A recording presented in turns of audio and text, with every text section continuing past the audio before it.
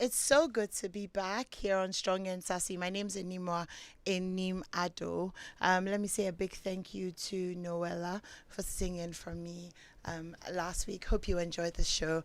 So we're live and interactive, as always, on Facebook. So I always tell you that the visuals are way better. So if you're not driving, you're home and you're chilling, just go to Facebook, join 99.7, and then you can watch it and it's interactive. So we'll be keeping an eye out for your comments and your thoughts. So tonight we're talking about saying no, creating boundaries or having boundaries as women, and the challenges that come with saying no, and really finding the strength to be able to say no to the things that we want to say no to. One of my favorite quotes about saying no is one that says that no is a full sentence. So like no and full stop is a full, no explanations given, no explanations necessary. So that's the conversation we're having tonight. And joining me for the first time on Strong and Sassy is Lillian Nartey. Lillian is a real estate broker. I'm not going to try and mention the name of the... I'm going to let you do that, Lillian. So where's the place that you work? Serene Aegis Realty. Okay, it was the Aegis that I wasn't sure about. But it's very nice to have you. Thank you so much for having us here. And I mean, you, Jay. Not your first time, not your second time. I know. So, Miss Afia Twumwaa Baffour is a business growth and personal branding coach, joining us for like the 100th time. But thank you so much for being here, you guys. Thank you for having me. So let me start with you, Afia. Right. Just, so that we don't flood Lillian with our drama. We can be very dramatic, just FYI. So, I mean, do you find it difficult to say no? Okay, so a little background, yeah. Okay. So growing up, I was that kid where I was very loud. Okay. As a kid. So teachers would be like, you're too loud, you're too this. So it got to a point when I grew up, I realized that, I needed to tone down. Okay. So as part of toning down, it's like when you tell me to do something and I don't even want to do it, I'm like, okay. Okay. But then when I started running my business and then getting into the career I am in now, I realized that sometimes you can just take on certain tasks that makes no sense, and then you can end up running at a loss. You can end up being overwhelmed or frustrated. So up until a certain point, I did not say no. Okay. But now no is like I'm closing my eyes to say no, and I'm not even looking at you. Okay. Is it tough? Is it still tough though? Sometimes it depends on What you're saying. Yeah, Okay. who is in question, and then the situation at hand. Okay. I think for some time now I've been telling my little sister, she calls me very early in the morning, and I don't sleep early. So I told her that listen, you can't call me early in the morning because I don't sleep early. So, and she got very pissed. She was so angry and all that, and she didn't understand why. But I've come to realize that is the boundary I need to set for peace to reign. Otherwise, she'll call me in the morning, I'll pick up, and I might not say something that she wants to hear. So it's better to say no to her and then have my peace than to accommodate her and then maybe. So I told her, if it's not an emergency, please don't call me in the morning. Okay. And now if Fair she's enough. fighting with me, she literally tells me that I've told her not to call me in the morning. So it's part of her argument. Oh wow! I see. At least she hasn't said that if she can't call in the morning, then she won't call you at all. Right. I mean, she has to understand. But that's how work people very usually late. respond to boundaries. When you say don't do this, oh, then we won't call you. Yeah. Me that I'm saying yeah. it, I'm like that. If you tell me something, I say, then it's okay, I won't call you at all. And which is not right, but I mean, Right, it is what yeah, it is. yeah. So okay, Lillian, what about you? Have you had trouble saying no? I have had, just like Afia, I think that I used to be a huge people pleaser. Okay. Yeah, I would do things for people and inconvenience myself and think that it was okay. Okay. And also growing up, they say that you need to be there for others without thinking about if you're there for yourself.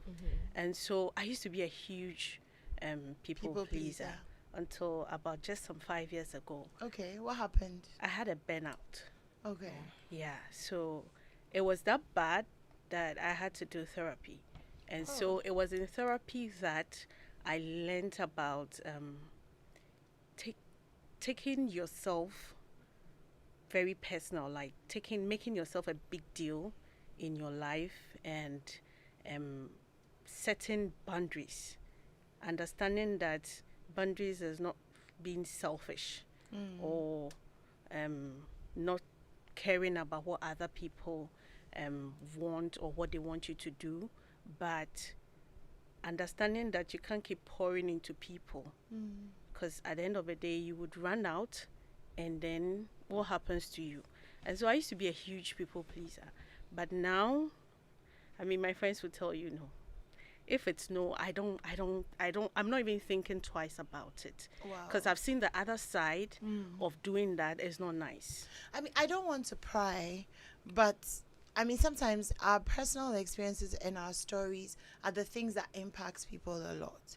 So as much as you're comfortable with sharing, do you want to, like, just give us an idea of what the burnout was like for you, so that if there are people who are struggling, you know, with saying no, then they'll maybe from your story be able to glean that, you know, if I don't learn how to put boundaries up, then this is what the other side looks like. For me, I think that experiencing a burnout is almost similar to your soul screaming, don't do this. You've had enough. But you are also telling yourself, oh, let me just do this one thing. Or let me at least let me help them. Or let me stay for a while. Or let me do this for a while. But meanwhile, your soul is screaming inside of you that, look, it's okay. And so when you get to that extent, You've given enough. Like, you've it's given enough. you've given enough. You've poured so much. Now you're drained. You're empty. And when you're empty, and there's nothing coming in, that's when you experience all the you may even go into depression. You may have anxiety. You lose interest in life, basically. And that's what actually happened to me along that line. And so, like I said, having experienced that and knowing that these things contributed to it and not wanting to go back there again, my boundaries game is very strong. Very strong. I don't care who you are, whether it's business, personal, family. Yes, sometimes family is a bit dicey. Yeah, It's a bit dicey. Sisters especially. Right. Yes, it's a bit dicey. But I would try as much as possible to set a certain kind of boundary, so that it doesn't affect me. Yeah. I mean, it must be tough. Because, you know, we talk about it. It sounds nice, you know, setting boundaries and stuff. Yeah, but it's tough to set boundaries. To set, especially with the people you love. I'm just thinking on the back of what you said, because I live with my sister as well, and she likes to come into my room around 3 a.m. Wow. You know, because that's the time she wakes up. She wake up to pray or whatever, and she's trying to have like business conversation. Like, I'm sleeping, bro. This time. Why? But that's when her brain works. And, you know, I see the hurt in her eyes every time, you know, she comes, and I'm like, go away. You know, but then the flip side of talk about it later. The flip side of that is that then you've disrupted my sleep. I'm tired. I have a headache. So, I mean, I'm saying all of this to say that how do we find the balance, or do we just have to accept that, you know, in setting boundaries, the people that we love sometimes will be hurt? So one of the things that I realize is, whatever you do, whether boundaries, no boundaries, you end up sometimes hurting the people you love, and we are all humans. We wouldn't understand one thing, like we won't be on the same page every time. As you said, you are sleeping at that time, and that's the time her brain is also working. Like literally, like it's normal. People are like that. At dawn, they think better, and then they are more productive at dawn. It's normal. So something like that, I can have a conversation. Please write it down. In the morning, let's talk about it. I know at dawn your brain works, so just write it down, and then in the morning we'll talk about it. So with my little sister, like, for instance, she did that for some time, even when I told her, don't call me in the morning, because I remember my mom used to, in my house is a norm. Okay. When they wake up, they start calling you, whether you are, they just want to make sure you are okay. But then I work into the night, so sometimes like as late as 1 a.m., 2 a.m., I'm still awake. Then I'm going to bed at 3, 4, and you're calling me at 5 a.m. Yeah. 5 a.m. I'm like, oh.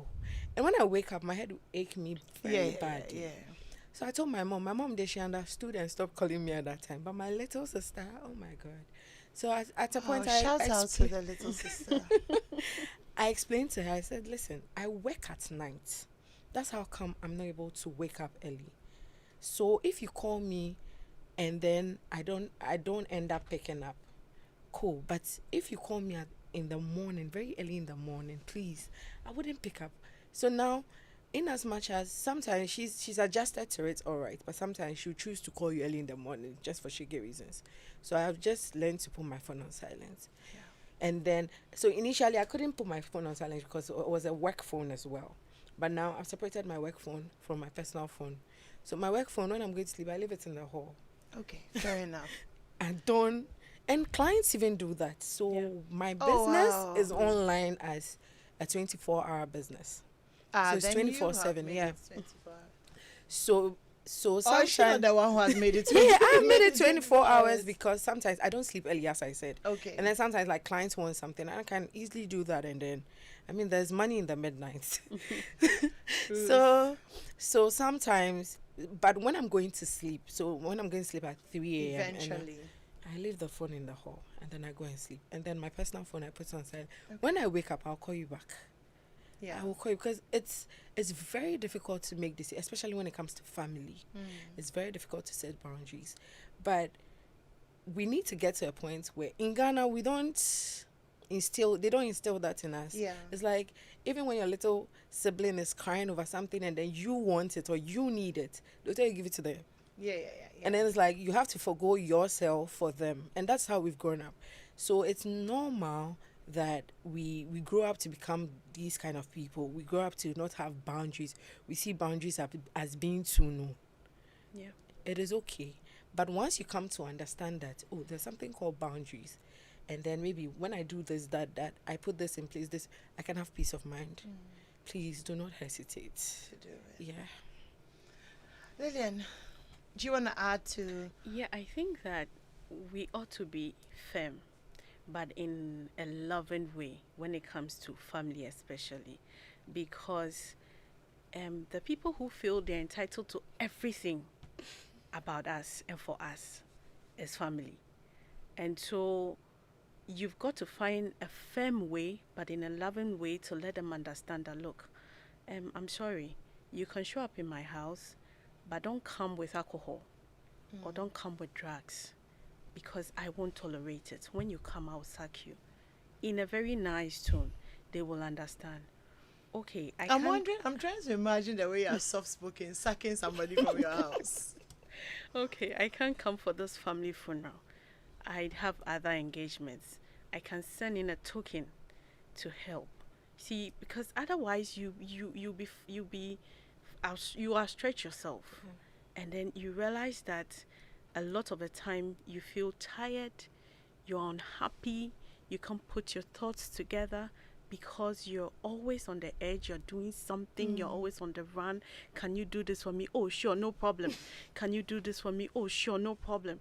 Can you give me this? Oh, sure, no problem. We've got to set boundaries on every aspects of our lives.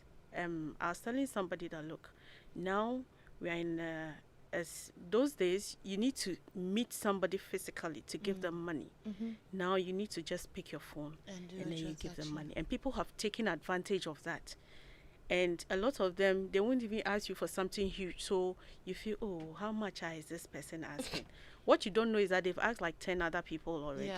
So crowdfunding is very effective. So yes, so even our material things, our finances, we need to set boundaries with them. Yeah, that's a good one.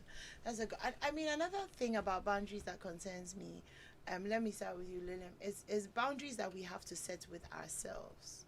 So even the things that we do that we know are not good for us, how do we get to a place where we're able to say, I mean, and sometimes there's a thin line between like boundaries and discipline, right? Yeah. So you know that you need 7 hours of sleep, or you know that you have too much screen time, you know, or you know that your eating habits are not great, or you know that you're not working out, or you know that you're not taking care of yourself.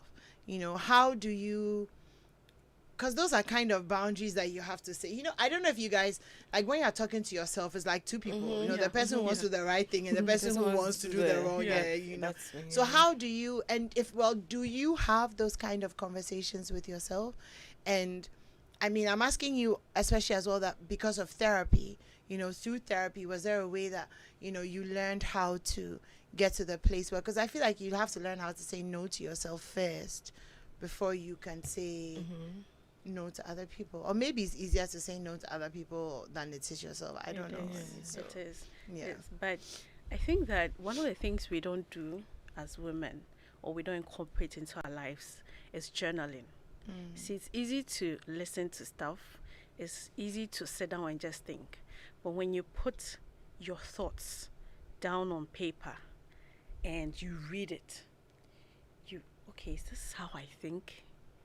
So is this how low I'm thinking of myself? Is this how high I'm thinking of myself? It brings a certain kind of awareness to you. And so one of the things I do a lot, almost every day, I journal. I journal my thoughts and I read it out to myself. And so it's a way of, for me, learning how to love myself. For instance, my weight. I need to work on my weight. So I write down, what am I doing? And so I write it down in my journal. I read it. Okay, so what can I do? And then I write that also down. If I'm not working on it, I'll come back into the journal. I'll be ashamed of myself once I read it. And so I need to work on it, and I'm motivated to work on it. And so when it comes to saying no to yourself, it's about finding a way to create that awareness to yourself that, look, you matter. Setting boundaries is basically telling yourself, I love myself too. I respect myself too. If I love myself too, will I just watch anything? Will I just listen to anything? Would I just allow anybody to just touch me? No. And so it's just a matter of knowing that you matter, you respect yourself, and you love yourself. Once you understand these things, what you realize is that it begins to ring in your mind every time. And so I remember I spoke these words to somebody, and she said, Lillian, the next time I was going to meet with this person, then will I allow this person to touch me the way I love myself and the way this person is? Should I allow him to touch me?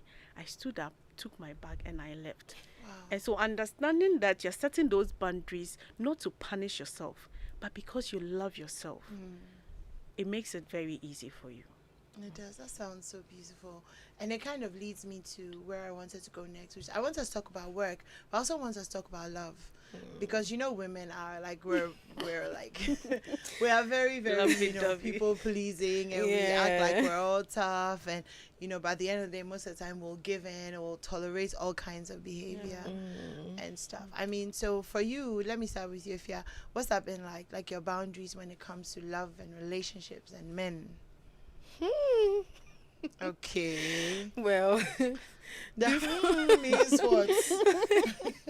When it comes to anything like love and all that, I really do not want to even go there, because I always say that I feel like I don't even have too much knowledge there, honestly. Okay. Because when it comes to those things, it's very dicey. Hey, sometimes you can't fool. Sometimes you can't fool, like. Yeah, like, and then later you're thinking about, like, oh, Did I do that? Yeah, but like, sometimes I think for me, naturally, I'm a very, in as much as I come off as a very strict person, naturally. So sometimes it helps me. So if maybe I don't want to do something, I know how to go about it and not do it. But if I want to do something, nothing can stop me. That's the truth. I know that behavior. Like, nothing can stop me. Very it's like, I know that this thing is bad. Like, it would come back to hurt me. Like, I have processed the whole thought. I have seen how it would all play out. But still. Forward. I'm going for She it. said forward. I'm going for it. So when it comes to those things, You but have not. yeah, but I think one of the things that recently I've been doing that it helps me a lot is actually listening to the person, and then I'll think about it and be like, is it worth my time? That is the first question I ask myself. Is it worth my time? Because sometimes if I like, you can see that this person is fooling you. You can see that what they are saying doesn't make sense. Yeah. But like, yeah, you want to play along. But now I just keep quiet, listen, and then ask myself, is it worth my time? If it's not worth my time, because I know that once I engage, I can't stop. Okay. So if it's not worth my time, I'm not even going there. What's the metric of the is it worth my time? Like, how do you measure the is it worth my time? As in, I don't know if you understand what I was like, Yeah, how do you conclude whether something is worth your time? So, I don't like to put my personal life out there, but let me give you a little scenario. So I think 3-4 weeks ago, I met someone. The person was like, "Oh, you're so pretty," da da da da da. And then I started engaging the person. The person will call you at 10 p.m., 11 p.m. And I'm like, the whole day, you can't call me any other time than 10 p.m., 11 p.m. So I even asked the person, why? Is he an arm robber? I asked him, is he an arm robber? Because it's like, you're always working on, like, you're always available at night. And then I went to ask, why are you married? Because then it's like, it's when you are alone at a certain time, that's when you get to call me or talk to me. So I was like, please don't call me at this time.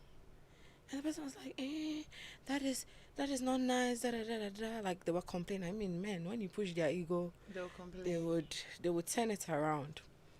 So I was talking to a male friend of mine, and I was telling him, and I was like, oh, if you two right now, you're setting what don't do this, don't do this. Men, we don't like that. And I was like, you're part of the reason why I'm always in trouble. Yeah. You're part of the reason why I'm always in trouble.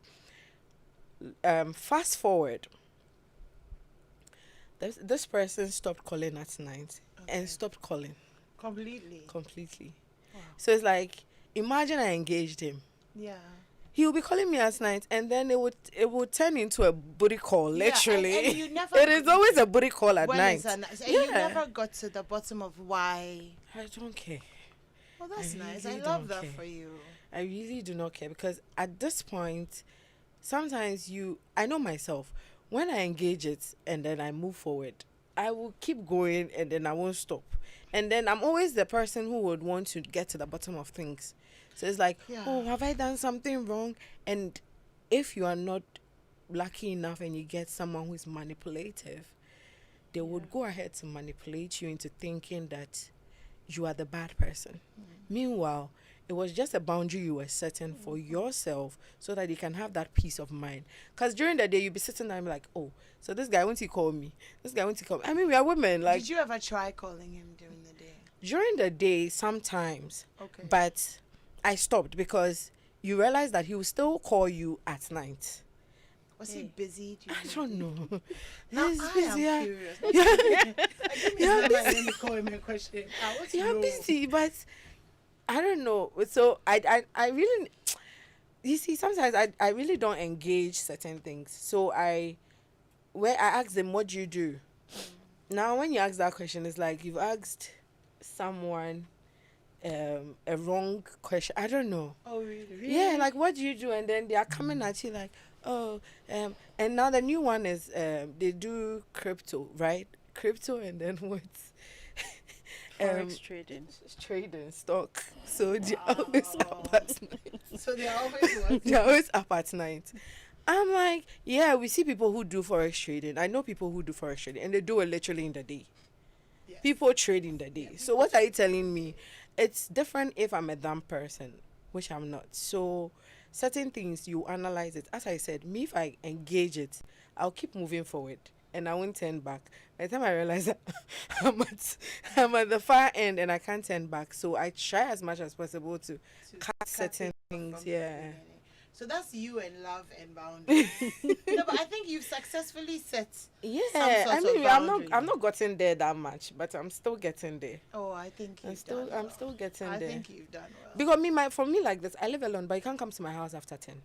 Oh, I like that. Yeah, because no, so the gate in our house car is noisy. So I was thinking about it. I was like, I had a friend who used to come around that time, and I was like, we would disturb neighbors, and then sometimes it's like your neighbor will insult you, and then they'll be thinking, You can't just fix the gates, like oil the gates or something. oh, it's a bulk proof. So Right, okay, opening so it's it will noisy you'll and- make okay, noise. okay. So it's like you disturb your neighbors, and then with time they're like, oh, this girl every day she's making noise, you know. So I'm like, you know what? Please, if you can't. I remember I lied to someone. I had to lie to someone that my landlord said nobody should come to our house Landlords have after 10. Oh, did they Meanwhile, believe you? I'm sure, I don't know, but I mean, you have to believe me. My landlord said don't come to his house after 10. What will you do? You can't do it. No, but I mean, if that's what you need to set a Yeah, boundary. sometimes you just have to like say something that will protect you Yeah. and not make you come off as, oh, you're being too strict. Mm. Because like in this era, any small thing, hey, you're too no, you're strict, you're this, you're that. So something to just make you also have your peace of mind. Literally. I absolutely love that for you. What I've learned to do is just say like, no, like I don't come to my house. Like, what are Yeah. you coming to do? So the number of people who know where I live is very, very Small, Because yeah. I'll just literally tell you like, what are you coming to do in my house? Like, It's why not do you playing want to come ground. to my house? Literally. Especially at night. Like, are we doing an all night? Are we like, what are we? Why? Like, stay in your I know. house. Like, why are you? And I think that I don't usually like to have a go at men because I don't think that all men are bad. Oh, no. But I do think that lately, some section of men are really just taking the piss. You know, Yeah. like there's a lot of entitlement, there's a lot of options, there's a lot of choices. Yeah. So as soon as you put up any sort of boundaries, like they're you are- out, so like yeah. you you think you are this and you think. I had a guy out. tell me once that. So I don't remember exactly what he did, but I expressed, you know, the fact that it was unacceptable and I didn't like. Okay, so I think actually what he did was that he showed up at my house randomly Wow. during the day, which Oh, but I really wow. didn't like it because I don't like. Why have you come to, you know? And so you didn't call me. no, exactly. So then Hey. he stopped talking to me for a while, and then I saw him in town or something. I was working with my sister, and he was telling my sister that I thought that when I said that, then it's like it will make him chase me more or make me. But if I feel like that's what I want to do, then it's fine. I mean, my sister was in her element, so she really insulted him. Like, you know, she really went the extra. I'm sure but you know, it can be painful, and this is kind of bringing me to also what I want to talk about when it comes to love and relationships is that as women, I know they say that women have the power because we have the cookie. That's what they say, you know. But it's just that there's a lot of cookies in the market. So, how do you guys feel? You know, when you're saying no to someone, is there a fear? I don't know if you guys are married or single, so but let's I'm married. okay. Is there a fear that you don't want to be too some way because So that you can get married. so that you won't Or you won't get a man. you won't get a man because our parents do that to us, don't they? You know, and we've seen like parents stay in marriages taking Exactly. years from their husbands. so when you're yeah. choosing singlehood temporarily or singleness, you know, how does that feel in terms of, let me start with Lillian, how does that feel in terms of boundaries and, you know, saying no, not now, not you, not this time, no thank you. So I was married for a long time, and then I came out. Oh, so was I. Yeah. So yeah. So, and like you're saying, some of the advice that people give to you is that, oh, don't be too hard. You see, now you are a divorcee, you have kids. If you don't take care, nobody will marry you. If you don't take Oh, care. MFI and I were just talking about that before the show. Yeah, the whole. I mean, and these are people who genuinely feel they love you and they are giving you the best of advice. And I think that's what hurts the most, though, isn't it? Yeah. Yes. And so they will tell you to go for the next available person who comes or this or that. What I think is this. Men appreciate value. It's not true that they are cookies. I mean, yeah, they are cookies. 50 Ghana, 10 Ghana, everything. They are cookies. But men appreciate value. And so it's not true that Would it if be you fair to say some men? yes, some men appreciate. Yes, some men appreciate. Of course, some men appreciate value. The value that a woman brings, or who the woman is, how she carries herself, who she is as a person. And so, it's not true that when you set boundaries, it's going to scare away. In fact, there are men who love the fact that you have those boundaries. You can't come to my house unannounced. You didn't buy the house for me, or you didn't pay the rent for me. And so you can't come to my house unannounced. So if he pays the rent, You then can't you can come come unannounced. unannounced. You can't. Okay. Even that you can't.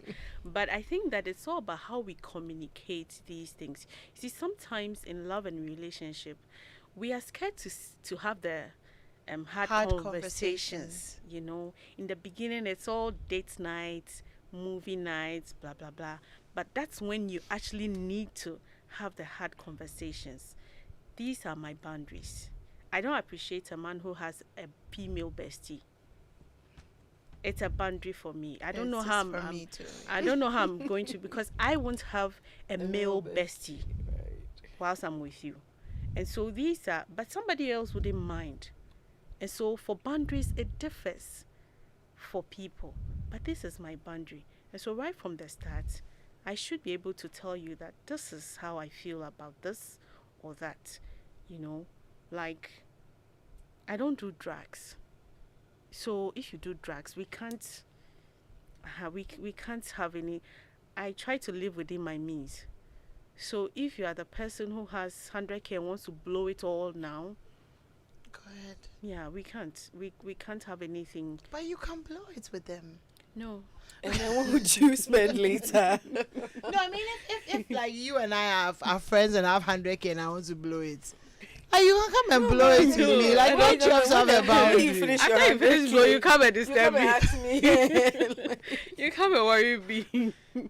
So I think that some men appreciate value based on what you're looking for. Understand the fact that the boundaries you're setting is to be able to attract the kind of people who treat you right. Because without boundaries, that's when you're going to attract all manner of things into your life. And when you listen to stories of abuse and all the things that go on in relationship and marriages, it's because we opened the gate and one person just slipped in. Yeah, we see the red flags. Yes, and it could kill you. It could destroy your career, your life, your self-esteem. Not many people make it out of that zone. And so that is one zone that you have to be extremely careful about, because just that door, just one person entering, that's the end of you. Okay. So you get some boundaries on that, right? I'm asking myself, like, how did I grow so fast? Right now, I'm having these conversations. Like, these conversations are very necessary. Well, anyways, so when it comes to relationships, as I said, I don't have forward ever, backwards never. That's where we get it. I don't have like so much knowledge in that, but what I've come to learn is that if you accept it the first time, it will happen again. Yeah. So if you do not want it, just lay it out. I don't want this. I think sometimes it's not so good that I have that behavior, but like when I'm saying something, whatever you would think in the long run, I really do not care. Okay. But sometimes it's not the right behavior to have. But when it sometimes too is helpful, because whatever I say, whatever you think about in the long run, I really do not care. And growing up, society is like, oh, when you're 28, 29, 30, you should be married. This, that. I think we are gradually getting out of that phase. I think so, yeah. Yeah, so I'm really not too worried. Okay. As to what if you go and I don't get married, like, but sometimes, I mean, it will prick you once in a while, but you just have to know that there's more to life than just that. Yeah. And then you've seen people living the truth of that. Yeah, there's the part where at the end of the day, you would want to go and lie down with your partner to talk to your partner. Well, some people, over. our partners have separate rooms and they are barely speaking, and they live in the house and they just and wish they they barely would die. talk. Yeah, I mean, so yeah, there's the flip side of right. that. Yeah. But you see other people to living peacefully, yeah. who do not have partners. I mean, or I think we all whatsoever. have a yearning for belonging. Yeah. A yearning for But companionship. if it doesn't think come, that is I can't innate keep in it. us. Yeah. You If crave it's not for in- it, yeah. actually, but it doesn't mean that You should kill you yourself. follow for that it. feeling and then you allow just anybody. Anybody Mhm, to. yeah. Okay, I think we've done enough on love. Right, So maybe please. let's move to work. Work. Because we don't have that much time left. But let me start with you, Lillian. Your industry, I mean the real estate industry, I think I'm not too sure how female what the proportion is, but I mean I know that definitely in terms of building and all of that, it's very male dominated. Yeah. How do you cope with, being a realtor, in a place where you're constantly dealing with men and dealing with the 3%, the 5%, the negotiations, when clients are saying no, when you have to say no to clients. I mean, how have you navigated your boundaries in your professional life? I think that, like you said, it's one industry where you get to meet a lot of, it's male dominated, especially the construction. And so you meet a lot of men. And interestingly, I tell people that high value men, there's a high, they are very careful. People think because maybe they have certain kinds of money, they chase after everything or anything. But actually, that's not been the case. Maybe with me. These are people who respect themselves and they respect you who is coming, and they appreciate the fact that you're coming in for work. Of course, there's always some people who will try to, and so for me, I have created checks and balances to make sure that I don't appear unprotected to them. Okay, Because what does you that are look entering people's homes, and so a lot can happen in Okay. people's homes. And so, for instance, I've had a scenario where this person wanted us to meet in his home. He wanted us to look at it and sell it. And then a lot of the time, they think I will show up alone. like? Okay. And so we got there. I'm sure he saw it from the window. So we started calling. He wouldn't even pick up the call again. And then eventually the security man said, okay, I can take you there. And then we knocked on the door for a while. He came out, opened the apartment, wouldn't even open his mouth to talk. And then, so my male colleague was like, was this man expecting you to come alone? Because he looks as if he's disappointed. Yeah. Or something. Yes. Another instance, somebody said, oh, let's meet somewhere at the lounge of a hotel to discuss. I want to bring in investors. I got there. I went with my cousin. So we got there. They said, I'm in room 219. I'll never forget that thing. Lounge. Like, how did the lounge move to a room? 219. 219. So specific. I would never forget that thing. I was like, you are in room what? He said 219. I said, I don't do business In rooms. hotel rooms or any room for that matter. You know what? I'm going to the breakfast buffet. We are going to eat and we'll put the bill on your room. If you like, come out. If you like, don't come out. That way, we're not leaving So here hungry. we went with my cousin. He came. There was no discussion about business So whatsoever. he came down.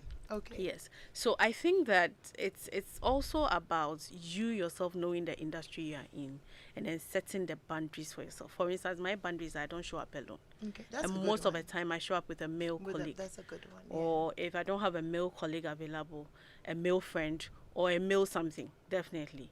Yes. So that helps. Yes, it helps a lot. It's funny because I'm on the other side of the construction business, and it's difficult dealing with male workers and just the general, I don't know, it's like an inherent perception of you are inadequate, just because you're a woman. And it's tough because, and it's unfortunate because what we've had to do is, to a certain level, have a man kind of mediate the everyday, I don't know what it is, the everyday interactions, so that things move smoothly. Because the thing is, sometimes when you're like a female boss, or when you're running a business, well, maybe not every business, but with construction and stuff, the harder you go on them, the less work they do. It's like, I just don't understand it. I think that it's not just you as a female experiencing that. It's a general thing. Even the men in the construction will tell you that, look, it's not easy for them. Yeah. It's tough. It's difficult working with Ghanaian artisans in general. Right? Yeah. Tell me, like a straight line. Yeah. You can pay look for like the everything apart boss, from we a straight finished. line. We are coming to fix it today. And then, like, in the next 2 weeks, you have to be chasing them and chasing them. So it's a general thing. It cuts across. If you talk to the men in the industry, they will tell you the same sometimes thing. you have to fight them, arrest some of them. It's crazy. It's crazy. It's crazy. It's crazy. But thank you for sharing. I mean, how you deal with your work stuff. Do you want to tell us how you deal with your industries are different. Yeah. So I feel like with you can kind of pick and choose from the get-go who to. Oh no. So once you're bringing money, I don't say no to money. Okay. Yes. You don't. Yeah. I don't say no to money. So one of the things that I look at is I try to stay professional. Okay. So most of so my gifts business, for instance, it's conversations. It's through text. Calls are quite limited. Okay. So whatever you're saying, I'll bring you back to where we started. Okay. I'll bring you back to being on that professional line. Because I think recently one of my colleagues in the industry had a saga of someone saying she was chasing her husband just because she was helping the husband to surprise a side chick, actually. Oh, God. So I try to stay in that professional lane. I mean, I've had one or two friends from my business, but one, please, not a married man. They are not married. So, and I try to know how to speak. Like, please, this, that. And I ended there. Good evening. Hello. Very well, thank you. I don't come and do, hi, dear. Hello, boo. No. You won't get me doing that. Because that's when the comfortability, that's so professional, actually. I don't do that. So when sometimes business owners do, it icks me, especially also because I'm a business coach. It icks me to the, because like, why are you calling me dear? We are not friends. Be professional. That is why there are professional words to use in business settings. Because sometimes you think you're being nice, but you're leaving the person on. And people just... And people get upset when you... lead them on and then you talk about these things like, why are we interacting on this level? It's supposed to be business. So why are we interacting on this level? Hi, dear. Hello. Hi. You are beautiful. You look beautiful. You are bringing money. Let's focus on the money. And I've had like a lot... I've worked with more than 100 clients over the years, like way more than, like more than 200. And I've not had an instance where I would have a male client coming at me like that. Because right from the get-go, I'm very, sometimes when they get to know me and they're like, oh, you're really friendly like this. Because it's business. What am I coming to talk to you about? You're not my friend. I have enough friends. So once I understand the fact that I am transacting business, and also one of the reasons why I like to stay professional is I want you to pay. Because I need my money. Because immediately I become friends with you, you'll be asking me for discounts. No. I need my money. I need my money. So please, I try as much as I can to use professional words. Sometimes if I can't compose the words myself, I'll go to ChatGPT, this client says this. Give me a way to sound professionally. It will give me, and then I'll copy and paste for you. So anytime I am engaging, even as clients, like people who come to me for coaching, especially on LinkedIn, some of them will come, oh, I want you to be my coach. Oh, boy. They just want to have your number. So I'll tell you, please, we can chat through email. My WhatsApp, my business WhatsApp for my coaching business, you can't even call that number. Okay. Yeah, so because it's strictly emails and I'm keeping it very professional. So if you come to me and you're like, oh, you want to speak to me, I'll give you my WhatsApp number, but you call the number, it's in the Wi-Fi. So you call and call and call, no one will pick. Come. It will go through, But no one will pick. Yeah. Okay. Because I don't even see that the call is coming through. Yeah. So I try as much as I can to stay very, very professional. Because I've realized that if you don't, you lose money. You lose clients, you lose money, and then in the long run, you have problems. Yeah. Yeah. So that makes a lot of sense. Thank you guys. Let me take some of our messages. This one says, oh, screen is gone. Okay. Boundaries are set by your worth. It's only the poor that accept anything that comes their way. You must be able to know what you want and what its benefits are and say yes or no. People's perceptions and opinions shouldn't be a headache to you. This one says, if you develop yourself and provide for yourself, that's even a boundary. Yeah. You don't need any artificial boundary that will be collapsed by I need money urgently. Literally. I need money urgently. I mean, I need money urgently. Once you send it, that's all boundaries. Like all boundaries into the guts. like all boundaries. Because I need money urgently. Now, how are you going to have boundaries? And then they'll say, oh, how much you need? So I need like 1,500 to take my mother to the hospital or something. Then now tomorrow you are coming to have boundaries. So tomorrow when they say to you, hello dear, how is You have mommy? to respond. You have to say, please don't address me as dear. So with the poor people bits, today I was on TikTok and I was watching a video. I think Kennedy's firstborn, Amanda, she posted a video. She was like, she was walking by the roadside and then she saw a homeless man. And then she thought she heard the man say he wants water. So she needed water to drink, but she had a bottle of on water that wasn't open. Yeah. So she gave it to the man. And the man was like, no, he wants money. And then she was like, oh, I thought you said you wanted water. I said no. So she moved away. And then the man threw the water away, still walked to her that he needs money, not water. So she was like, she's come to the realization that even people who do not have anything still have boundaries. So how much more you have like things, you have access to other things. And then poor people can be very choosy. Yeah. Like, you think I'm poor, so you're coming to me. Certain money. actually has nothing to do with whether you are poor or not. Yeah. You need show money, how not water. people who are poor actually love themselves and wouldn't tolerate certain And things. you feel like, oh, maybe you've met somebody, they don't have food or something, so you give them like kenke or something. They'll be like, I don't eat kenke. Right now, you even dash someone 5 cedi and they're looking at you like what is this? Like, please, I don't eat kenke. And they're not lying because 5 cedi. Like, Only 5 if cedi. you're going to give me food, I want fufu in Akran's here. Like, I mean, if you're going to do it, you might as well just do it. Wow.